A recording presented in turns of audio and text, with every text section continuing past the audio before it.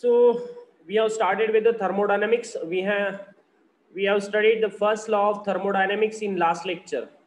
In last lecture, we have completed that topic. Let's once again just revise the first law of thermodynamics. What is the equation, or what is the mathematical representation of the first law of thermodynamics? Yes, anyone? Revise करा, तिथल्या तिथे revise करा. Just once again recall करा concept first law of thermodynamics मध्ये. Yes, positive work, negative work, या सगळ्या गोष्टी आपण बघितलेल्या आहे. Then first law of thermodynamics mathematical statement, what actually it gives. So delta U, change in internal energy is equal to W. Change in internal energy is equal to Q minus W. So this is the thermodynamics first law. यावरूनच आपण याला आणखी representation कसं लिहिलं होतं. Q is equal to delta U plus W. Clear? Q is equal to delta U plus W. So these are the two mathematical representation of the first law of thermodynamics.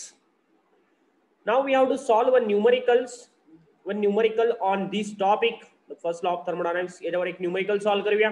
चला fast numerical. I think मी तुम्हाला काल note down करायला सांगितलेलं आहे. सगळ्यांनी note down केला असेल. Note down केलाय न्यूमेरिकल? इथपर्यंत आलो होतो आपण नोट डाऊन. कोणी ट्राय केलाय का घरी at the home? I think you should must try it. एकदम सिंपल न्यूमेरिकल आय थिंक दिलं होतं. हा, let us take the question number 34. हा क्वेश्चन दिला आहे तुम्हाला. हा, a gas contained in a cylinder fitted with a frictionless piston expands. Yesterday we have already given this question. Now let us go through the given data. यासाठी काय basic requirement वगैरे हे सगळं, हे गिवन डेटा आय थिंक सगळ्यांनी note down केला असेल.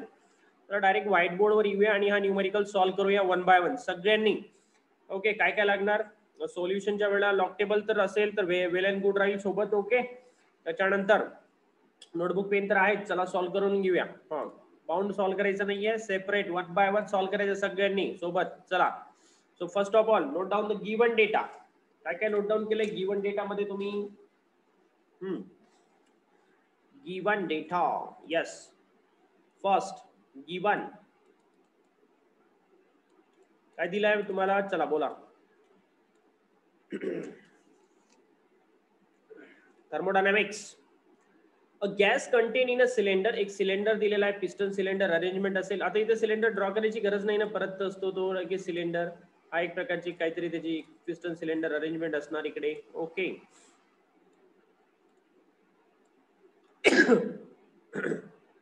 Piston cylinder arrangement आहे. इथे कुठेतरी तुमचा गॅस वगैरे असणार. ठीक आहे, चला.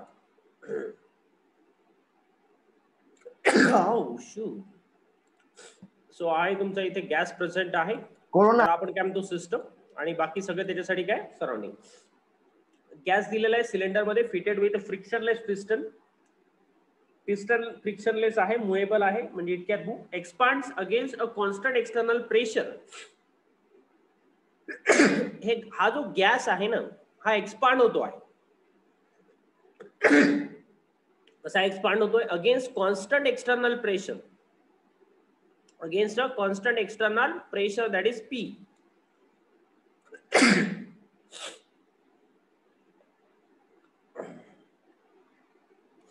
Constant external pressure P apply होतो आहे. बरोबर आहे.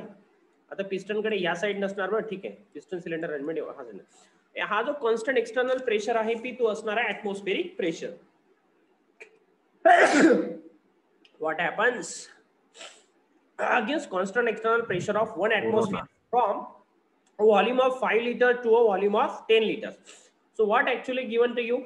External pressure which is applied over here. या पिस्टन वर जे एक्सटर्नल प्रेशर आहे ते P तुम्हाला दिलेला आहे ऍटमॉस्फियर मध्ये. P is equal to 1 atmosphere. So write down P is equal to 1 atm. Just आपला कायनेटिक थेरी ऑफ गॅसेस झालेला आहे. Kinetic theory of gases just we have completed. त्यामध्ये तुम्हाला प्रेशरचं युनिट माहिती आहे. बरोबर आहे. त्याला आपण ऍटमॉस्फियर मध्ये जनरली डिनोट करतो. So here 1 atmosphere 1 atmospheric pressure is equal to how many pascal? सगळ्यांना माहिती आहे 1.013 into 10 raised to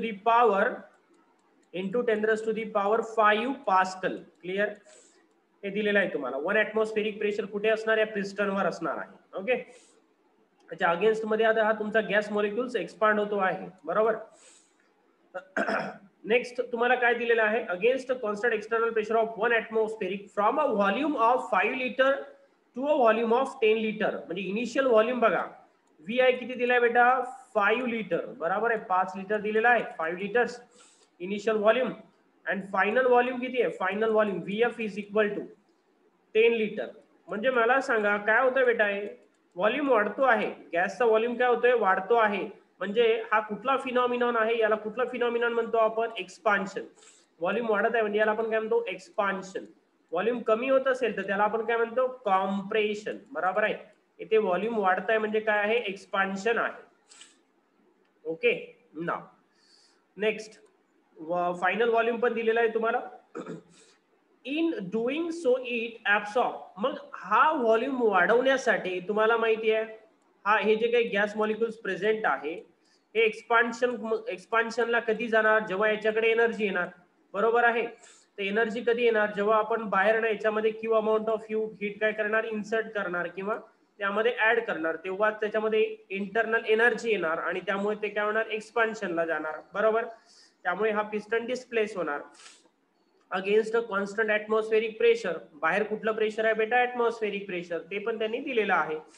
आता इथे त्यांनी किती ऍड केलेलं आहे एक्सपान्शन साठी, त्यांनी क्यू ऍड केलेला आहे. क्यू हीट किती आहे ती 400 जूल.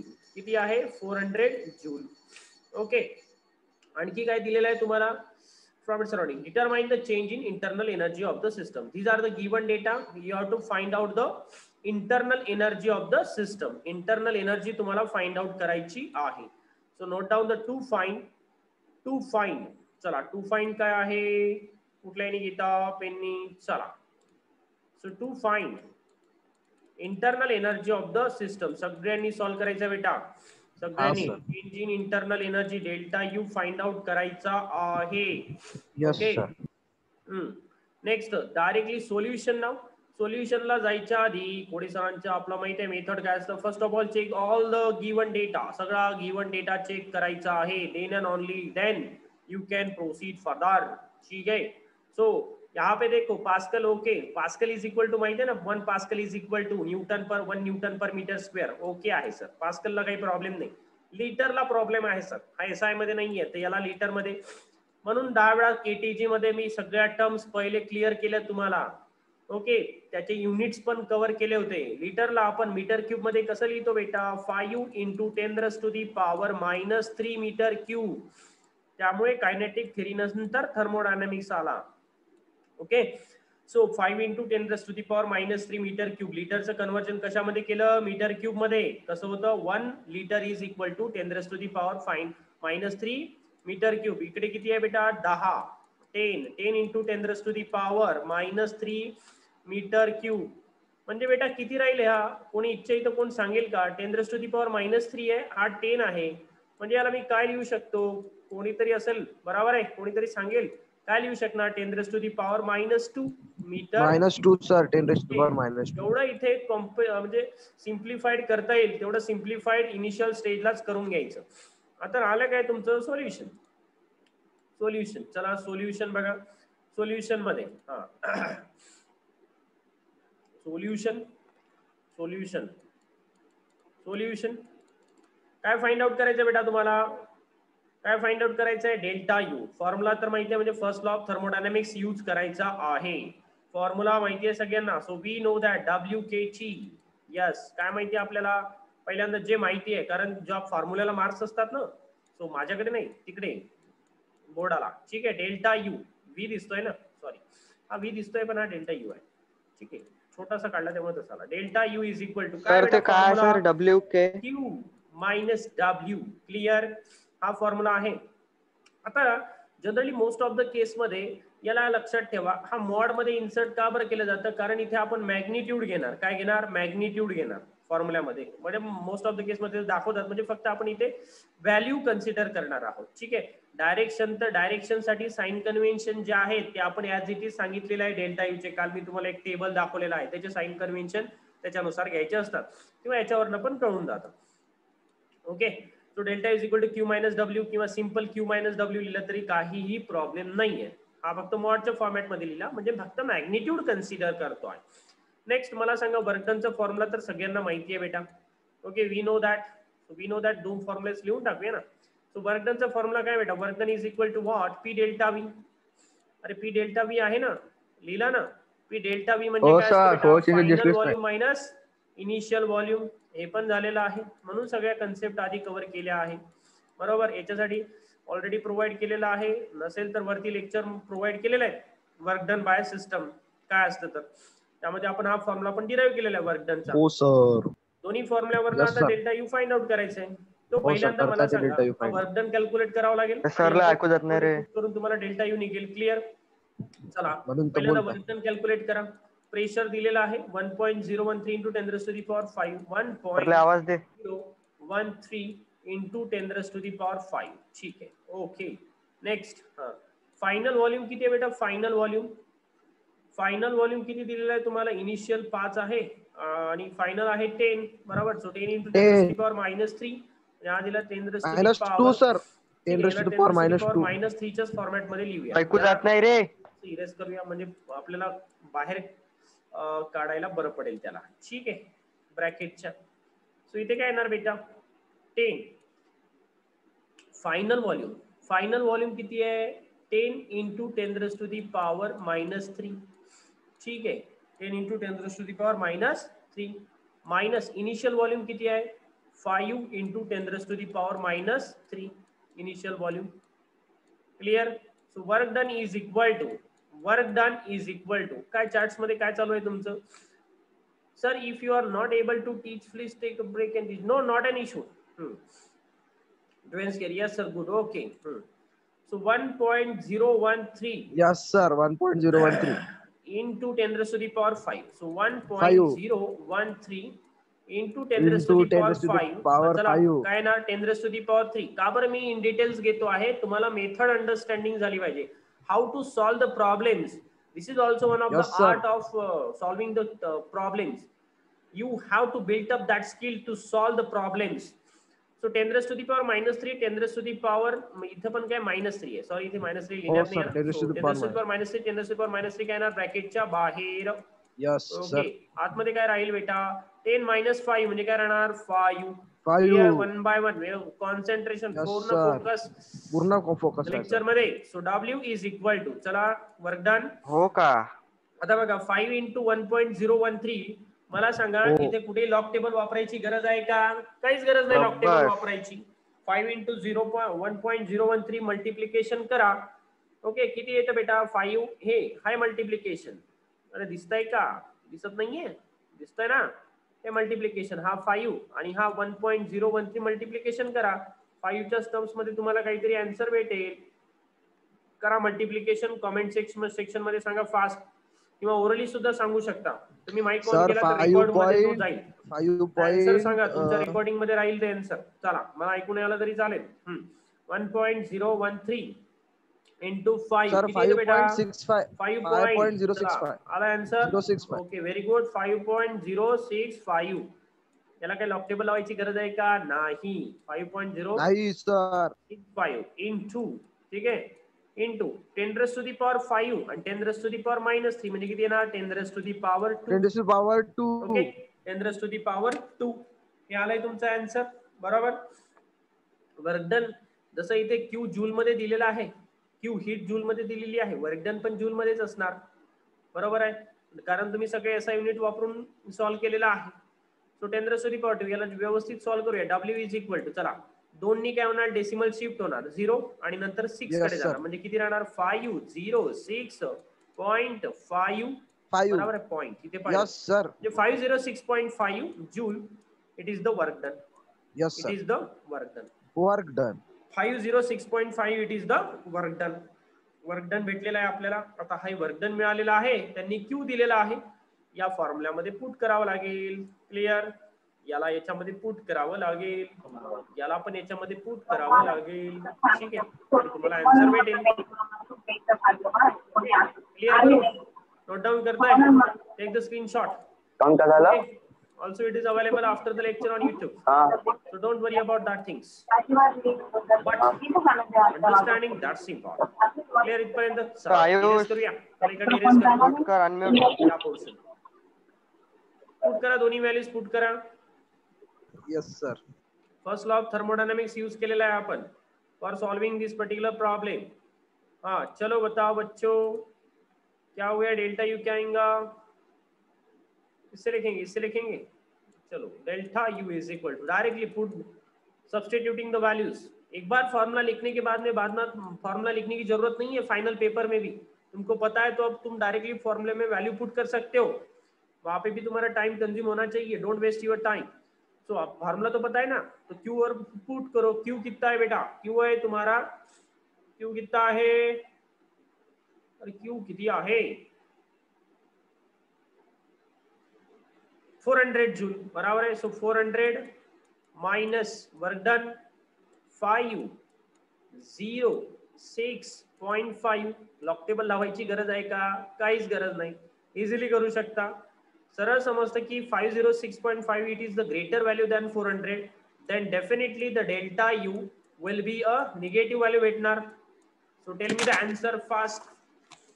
कॉमेंट सेक्शन मध्ये फटाफट आन्सर यायला पाहिजे सगळ्यांची. चला फास्ट सांगा किती आहे आन्सर बेटा. करा आन्सर करा. 400 माइनस 506.5. चलो बताओ बच्चों. 106.5. तो minus 106.5 joule. It is the internal energy of the system. Internal energy of the system बराबर आहे. हे झालं तुमचं आन्सर. बट आन्सरला निगेटिव्हला जस्टिफाय करावं लागेल. हे लिहून चालणार नाही. एवढंच लिहून चालणार नाही. तुम्हाला जस्टिफाय करावं लागेल answer. Why it is negative. What the negative sign indicate. Negative sign काय इंडिकेट करतं हे पण तुम्हाला जस्टिफाय करावं लागेल. बघा जस्टिफिकेशन कशा प्रकारे द्यायचंय. बघा काय सांगतोय मी इथे, लक्ष द्या. मी हीट इनपुट केली आहे. किती इनपुट केली आहे? 400 जूल बरोबर आहे. आणि वर्क डन किती आहे बेटा? 506 जूल. म्हणजे बघा तुम्ही जी हीट इनपुट करता आहे त्यापेक्षा वर्क डन काय बेटा जास्त आहे बरोबर आहे. आणि इथे काय होत आहे एक्सपान्शन मध्ये. आता हे जे गॅस मॉलिक्युल्स आहे या गॅस मॉलिक्युल्स मध्ये जी काही इंटरनल एनर्जी आहे ती इंटरनल एनर्जी काय होत आहे बेटा? लूज होत आहे. काय होत आहे? पिस्टनला डिस्प्लेस करणार ना ते, तेव्हाच व्हॉल्यूम वाढणार ना. So for increasing of volume और for distance displacement that internal energy of that particular molecule or a system decreases. internal energy काय होणार? डिक्रीज होणार बरोबर आहे. किंवा system loses its energy. System काय करत आहे? During expansion it loses its energy. That's why it is indicated by the negative sign बरोबर आहे. किंवा असं लिहायचं की negative sign indicate that there is a change in internal energy बराबर आहे. But that change in energy decreases with the expansion. Okay हे पण लिहिलं तरी चालेल. काय लिहिणार तुम्ही? The system of gas undergoes expansion. Hence the internal energy is negative. Clear इथपर्यंत काही डाऊट्स नाहीये? झालंय सगळ्यांचं. नेक्स्ट आपल्याला नेक्स्ट टॉपिक बघायचंय. चला फास्ट नोट डाऊन केलंय सगळ्यांनी? Okay good very good sir. झालाय. चला fast new share screen. Numerical solve केले. आणखी एक न्यूमरिकल बाकी सिंपल न्यूमरिकल आहे ते तुम्ही स्वतःहून सॉल्व करायचे. आता थोडेसे सिंपल टॉपिक दिलेले आहेत ते एकदा बघून घेऊया. एकदम सिंपल आहे. What is variable of system. Variable सिस्टमचे पॅरामीटर्स ज्याला म्हणतो किंवा आपण व्हेरिएबल्स म्हणतो बरोबर आहे. एखादा पर्सन आहे त्याला डिफाईन करायचं असेल तर पर्सनला काय एखादा मास आहे त्याचं काहीतरी टेम्परेचर असेल बरोबर आहे. त्याला 2 हात आहे 2 पाय आहे 2 नाक. Okay like that. So like that now we have to define the thermodynamic state. Thermodynamic state म्हणजे काय? First of all thermodynamic state it is associated with the system. State म्हटलं ना आता इथे लक्षात ठेवायचं इथून पुढे स्टेट म्हटलं की काय लक्षात ठेवायचं की सिस्टम. काय लक्षात ठेवायचं? सिस्टम. थर्मोडायनामिक स्टेट म्हणजे थर्मोडायनामिक सिस्टमच आहे बरोबर. आता या सिस्टमच्या काय काय व्हेरिएबल असू शकतात, याकडे कुठले कुठले व्हेरिएबल असू शकतात, सिस्टम कडे कुठले कुठले व्हेरिएबल असू शकतात. In simple let us see the system variable. Note down the topic in simple. एकदम 2 मिनिटाचा 1 मिनिटाचा टॉपिक आहे. काय लिहिताय तुम्ही? Write down variable of a system for state variable VARIABL. ठीक है, state variable of a system. ठीक है, कन्सेप्ट सेम आहे. सर हँडरायटिंग की मस्त झाली सपोज खूप. की हा बीकर आहे. ठीक आहे, let us suppose this is the beaker and this beaker it contains the number of gas molecules. या गॅस मॉलिक्युल्स आहे, बरोबर आहे. लेट अस सपोज यामध्ये number of gas molecules present आहे. Gas molecules are present over there. Let us suppose these are the gas molecules are present over there. बरोबर आहे. Let us suppose yes sir, international handwriting. yes it's an international. रुद्रनी order केलेला आहे. आता बघूया कधीपर्यंत येते. तर मिळालं तर फार चांगलं होईल. म्हणजे हँडरायटिंग तुम्हाला एकदम स्मूथ आणि जसं बोर्डवर आपण लिहितोय त्या प्रकारची हँडरायटिंग दिसेल तुम्हाला. कधी येईल रुद्र आपलं ऑर्डर? येऊन जाईल ना, अपकमिंग वीक मध्ये आलं तर बरं पडेल. बघूया कसं घ्यायचं. तर मग म्हणजे माझ्यापर्यंत आलं तर माझ्यापर्यंत पोहोचलं पाहिजे म्हणजे. ओके 1 मिनिट राहू दे. आज आता नको बघू, आता लेक्चर मध्ये लक्ष दे, नंतर बघू आपण नंतर त्याला काय. तर ठीक आहे, state variable of a system. Notepad आहे ना त्यावेळेला आणखी एक मंथ 1 वीक फक्त वेट करा. तो नोटपॅड आला तर तुम्हाला आणखी चांगल्या प्रकारे हँडरायटिंग आणि सगळे व्हेरिएबल सगळं व्यवस्थित होऊन जाईल. So state variable of a system. बघा मला सांगा, इथे गॅस मॉलिक्युल्स आहे या बीकर मध्ये. ठीक आहे, बीकर मध्ये गॅस मॉलिक्युल्स प्रेझेंट आहे. जनरली पिस्टन सिलेंडर अरेंजमेंट दिल्या जातात. आपण बीकरचं एक्झाम्पल घेतो. मला सांगा काय असू शकतं याला प्रॉपर्टीज. किंवा आणखी एक स्मूथ एक्झाम्पल देतो. इथे गॅस मॉलिक्युल्स न म्हणता let us suppose it consisted of water. Water darling इसमें वॉटर डार्लिंग. ठीक आहे, मला सांगा वॉटरकडे काय काय असू शकतं बेटा. टेम्परेचर आहे. बघा लिहून टाका. चला कुठले कुठले व्हेरिएबल आपण कन्सिडर करणार आहोत. First pressure. प्रेशर असतं बरोबर. प्रेशर असणार ना, काहीतरी प्रेशर असणार. ॲटमॉस्फेरिक प्रेशर व्हर्टिकली अपवर्ड असणार, बरोबर आहे. हायड्रोस्टॅटिक प्रेशर असतं लिक्विडकडे. सरला फ्लुइड मेकॅनिक्स बोलताय तुम्ही इथे. ओके, प्रेशर असणार बरोबर आहे. त्याच्यानंतर याचा काहीतरी व्हॉल्यूम पण असणार, बरोबर आहे. काय असणार, या लिक्विडला काहीतरी व्हॉल्यूम असणार ना. ठीक आहे, लिक्विडला काहीतरी व्हॉल्यूम असणार. ऍट द सेम टाइम याला काहीतरी टेम्परेचर असणार. काय असणार, टेम्परेचर. टेम्परेचर पण असणार. ठीक आहे, हँडरायटिंग जरी कळत नसेल तरी माझ्या बोलण्याकडे लक्ष द्या. So pressure, volume, temperature. त्याच्यानंतर काय असणार याच्याकडे, डेन्सिटी. डेन्सिटी पण असू शकतं ना. लिक्विडची डेन्सिटी असणार. काय असतं, वॉटरची डेन्सिटी 1000 kg/m3. फ्लुइड मेकॅनिक झालेला आहे मुलांनो, नीट वाल्यांनो. Density of fluid, density of water 1000 kg/m3. Density किती आहे बेटा. सो डेन्सिटी पण असतं वॉटरकडे. वॉटरकडे टेम्परेचर पण आहे, वॉटरकडे व्हॉल्यूम पण आहे, वॉटरकडे प्रेशर पण आहे. ठीक आहे सर, मास राहिल ना, मास पण आहे. So these are nothing but. याच्या व्यतिरिक्त काही सांगू शकता का तुम्ही, आणखी कुठली प्रॉपर्टी आहे का. Okay, for a steady system, for a particular system now we are considering these are nothing but the variables of a system. Okay, pressure आहे, व्हॉल्यूम आहे, टेम्परेचर आहे, डेन्सिटी आहे, मास. याच्या व्यतिरिक्त कुठला पॅरामीटर आपण एक्सप्लेन करणार का. These are the fundamentals parameter with the help of which we can state. एका सिस्टम बद्दल आपण बोलू शकतो.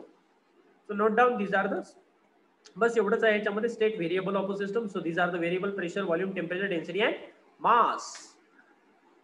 तर याच्यामधले कुठले इंटेन्सिव्ह आहे, कुठले एक्सटेन्सिव्ह व्हेरिएबल्स आहेत, त्याबद्दल आता आपण नेक्स्ट डिस्कशन करणार आहोत. नोट डाऊन केलेत सगळ्यांनी. Okay good. नेक्स्ट करूया क्लिअर. पण आता इथून पुढे महत्वाचा टॉपिक आहे, लक्षात ठेवा. सो त्याला मी इंटरनॅशनल नाही, स्टँडर्ड इंटरनॅशनल हँडरायटिंग मध्येच लिहितोय. ठीक आहे, intensive and extensive properties or variables. Intensive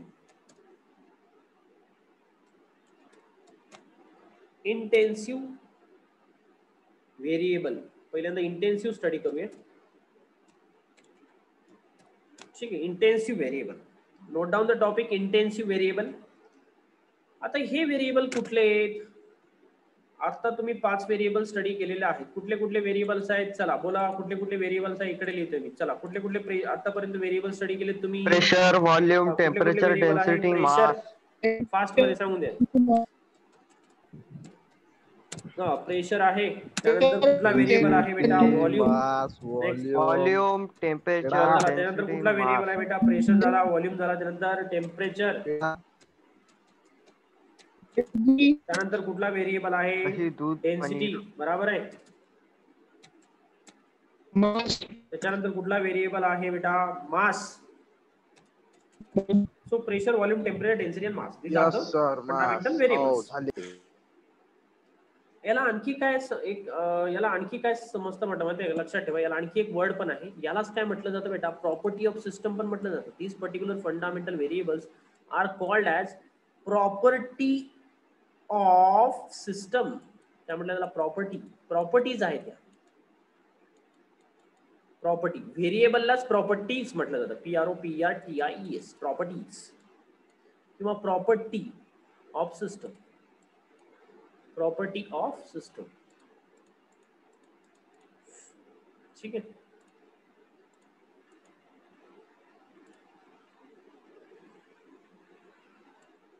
properties of system. ठीक आहे. Property of system. व्हेरिएबललाच इथे वर्ड काय येणार बेटा? व्हेरिएबलच्या जागी काय येऊ शकतं? प्रॉपर्टी पण येऊ शकते. Intensive property, intensive variable, same meaning. ठीक आहे. सो इंटेन्सिव्ह प्रॉपर्टी म्हणजे कुठल्या प्रॉपर्टीज आहेत लक्षात घ्या. यामधल्या कुठल्या इंटेन्सिव्ह आणि कुठल्या एक्सटेन्सिव्ह आहे. मग इंटेन्सिव्ह प्रॉपर्टी किंवा इंटेन्सिव्ह व्हेरिएबल म्हणजे कुठल्या प्रॉपर्टीज लक्षात घ्या. तर त्यासाठी एक एक्झाम्पल घेतोय मी. Once again let us take an example. This is the beaker. Okay, let us suppose this is the beaker now, and the beaker it contain the water. Okay, this beaker it contain the water. beaker मध्ये काय water present आहे. Now suppose, let us suppose काय केलंय मी बघा, हे समजून सांगण्यासाठी एक एक्झाम्पल घेतोय. एक beaker घेतलेला आहे, beaker मध्ये काय ठेवलेलं आहे? वॉटर ठेवलेलं आहे. Now suppose I have made a partition. काय केलंय? याच्यामध्ये एक पार्टिशन इन्सर्ट केले. एक board partition I am going to insert over here. या दोघांमध्ये एक पार्टिशन इन्सर्ट करते. ठीक आहे, पार्टिशन इन्सर्ट केलं. बरोबर आहे. आता पार्टिशन पहिल्यांदा कुठला होता? एक युनिफॉर्म सिस्टम होता. त्यानंतर मी याच्यामध्ये एक पार्टिशन इन्सर्ट केलेलं आहे. मला सांगा आता या केसमध्ये कुठल्या प्रॉपर्टी जी आहे ह्या डिपेंड नसणार आहे साइज ऑफ द सिस्टम. बघा, मी पार्टिशन केल्यामुळे मला सांगा इथलं जे प्रेशर आहे कुठला या केसमध्ये प्रेशर व्हॅरी होणार आहे का? व्हॉल्यूम चेंज होणार आहे का? टेम्परेचर चेंज होणार आहे का? डेन्सिटी, मास, या सगळ्या गोष्टी आपण एक वन बाय वन डिस्कस करणार आहोत. क्लिअर? हा, या केसमध्ये इंटेन्सिव्ह प्रॉपर्टी, इंटेन्सिव्ह व्हेरिएबल हे बघा, या मधले आपल्याला इंटेन्सिव्ह व्हेरिएबल शोधायचे. बरोबर आहे. आता मी घेतोय पहिल्यांदा प्रेशर. बघा, प्रेशर घेतलंय मी. इनिशियली जर या लिक्विडचं प्रेशर P असेल तर मी पार्टिशन केल्यानंतर सुद्धा या पार्टचं प्रेशर Pच राहणार आणि या पार्टचं सुद्धा काय राहणार? प्रेशर Pच राहणार आहे. ठीक आहे. नेक्स्ट बघा, next pressure does not change. Second आहे व्हॉल्यूम. व्हॉल्यूम मला सांगा, व्हॉल्यूम चेंज होणार. बघा, पार्टिशन केल्यानंतर हा एक सिस्टम बघा, हे दोन सिस्टम तयार झाले. परत एकदा सांगतोय की पार्टिशन केल्यानंतर हा फर्स्ट सिस्टम आहे, हा सेकंड सिस्टम आहे. बरोबर. तर यामध्ये प्रेशर मध्ये काही चेंज येणार आहे का? Pressure does not depend. यामध्ये प्रेशर मध्ये काही चेंज होणार आहे का? नाही, पार्टिशनमुळे. बट व्हॉल्यूम मध्ये चेंज होणार आहे का? यस, व्हॉल्यूम मध्ये चेंज होणार आहे. There may be change in volume. मला सांगा, पार्टिशन टाकल्यानंतर सुद्धा इथे टेम्परेचर, इनिशियल टेम्परेचर T होतं. पार्टिशन टाकल्यानंतर सुद्धा टेम्परेचर काय राहणार? Tच राहणार ना. म्हणजे याचं जर 23 डिग्री सेल्सिअस टेम्परेचर असेल तर याचं पार्टिशन टाकल्यानंतर काय टेम्परेचर वाढणार, कमी होणार आहे का? नाही. बघा, टेम्परेचर सुद्धा काय सेम आहे. सो टेम्परेचर चेंज होणार नाही. ठीक आहे. Next density. मला सांगेल, लेट अस सपोज हा वॉटर आहे. वॉटरची डेन्सिटी असतं 1000 kg per मीटर क्यूब. बरोबर आहे. माहिती आहे 10⁻³ kg/m³. असतं. मला सांगा पार्टिशन टाकल्यानंतर सुद्धा याची डेन्सिटी चेंज होणार आहे का? नाही. डेन्सिटी ही त्या मटेरियलची प्रॉपर्टी आहे. Density of wood, density of iron, density of liquid, kerosene, petrol, diesel, it is a something constant value. Okay, तर डेन्सिटी सुद्धा काय होणार आहे? चेंज होणार नाहीये. बरोबर आहे. नेक्स्ट आहे प्रॉपर्टी मास. मला सांगा what about the mass? Mass change होणार आहे का पार्टिशन टाकल्यानंतर? यस. याचं काहीतरी मास इनिशियली 1 kg असेल, तर हा लेट सपोज म्हणजे मास चेंज होणार. पार्टिशन मी असं नाही म्हणतोय की एक्झॅक्टली मिडलला टाकतोय, हा पार्टिशन इकडे गेलं तर याचं मास काहीतरी चेंज होणार. म्हणजे there may be a change in the mass also. So बघा आपण दोन प्रॉपर्टीज घेऊया, चेंज होणाऱ्या प्रॉपर्टीज आणि डज नॉट चेंज वाल्या प्रॉपर्टी. ठीक आहे, does not change, not change, फक्त लिहितोय मी नॉट चेंज. ठीक आहे, not change, change and not change. कुठल्या प्रॉपर्टी चेंज होत आहे? चला सांगा मला कुठल्या कुठल्या प्रॉपर्टी चेंज होत आहे? प्रेशर चेंज होत आहे का? प्रेशर चेंज होत आहे का? Not. Pressure is not changing. त्याला मी पी लिहितोय. Volume changes? Yes, volume change. Temperature change होत आहे का? नाही, टेम्परेचर नॉट नाही चेंज. सर. डेन्सिटी चेंज होत आहे का? Not change. डेन्सिटी सुद्धा चेंज होत नाहीये. नेक्स्ट, मास चेंज होत आहे का? यस, मास चेंज होत आहे. बरोबर आहे. बघा प्रेशर आहे, टेम्परेचर आहे, डेन्सिटी आहे.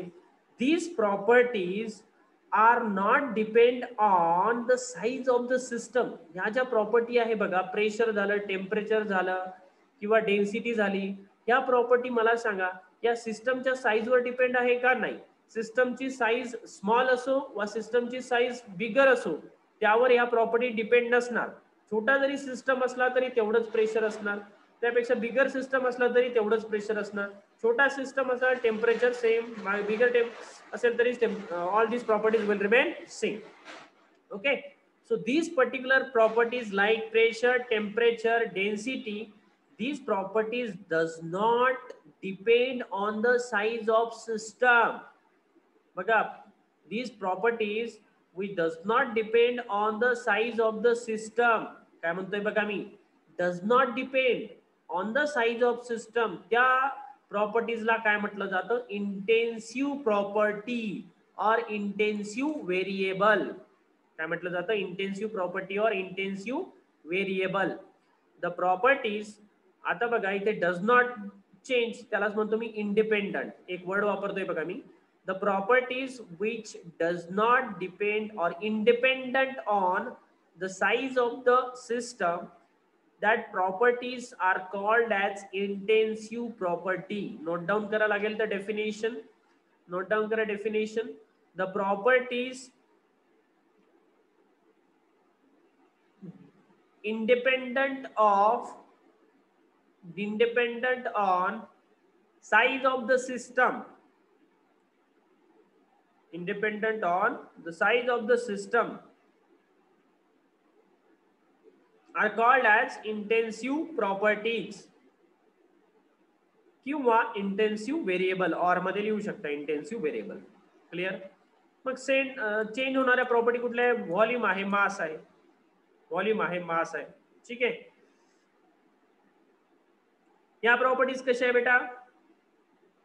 यस, चेंज होणार आहे. म्हणजे याचं डेफिनेशन कसं करणार तुम्ही? The properties which depend on the size of the system. Note down the definition. The properties which depend on the size of the system are called as या प्रॉपर्टीला आपण काय म्हणणार बेटा?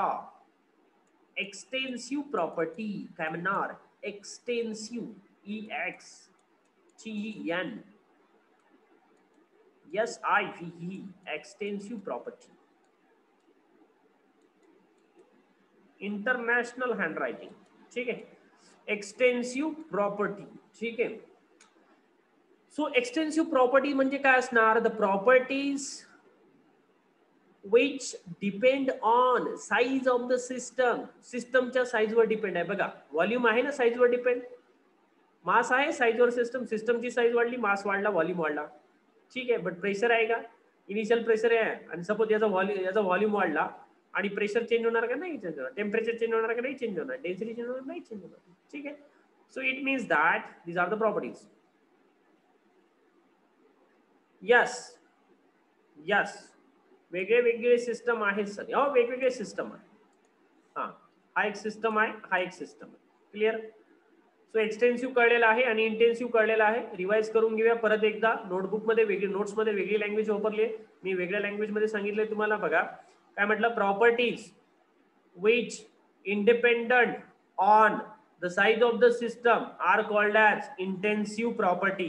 Next, the properties which depend on size of system are called as extensive property, like mass, volume, like that. Okay, clear? Next, intensive and extensive property ओळखता येईल आता. Okay, हो sir. झालंय? हा सर. चालेल? हो सर. झालंय का इथपर्यंत? हो सर. हो. Yes, okay, good. चला, जाता जाता मला वाटतं नवीन टॉपिक तर स्टार्ट होणार नाहीये आजच्या लेक्चरला. नवीन टॉपिक स्टार्ट होणार नाहीये, त्यामुळे नवीन टॉपिक त्याला बराच वेळ लागेल. त्यामुळे त्याला अर्धा तास